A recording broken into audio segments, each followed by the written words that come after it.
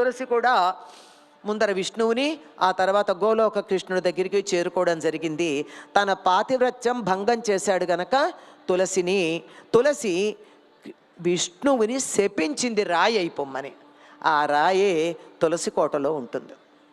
ఈయన్ని కార్తీక మాసంలో ఉండేటటువంటి విష్ణువుకి దామోదరుడు అని పేరు, కార్తీక దామోదరుడు కనుక ఆ వారికి వివాహం చేయడం అనేది ఎట్లా జరుగుతుంది అంటే, చాతుర్మాస్యంలో ఆషాఢ శుద్ధ ఏకాదశి నాడు నిద్రకు ఉపక్రమించినటువంటి మహావిష్ణువు కార్తీక శుద్ధ ఏకాదశి నాడు మేలుకుంటాడు గనక 4 నెలలు అయిపోయింది చాతుర్మాస్యం.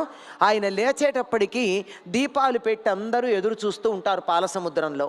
అందుకని మనం కూడా దీనికి క్షీరాబ్ది ద్వాదశి అని పేరు. మనం కూడా దీపాలు పెట్టి ఎదురు చూస్తూ ఉంటాం.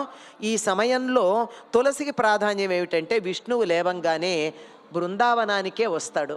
అప్పుడే నిద్రలేచి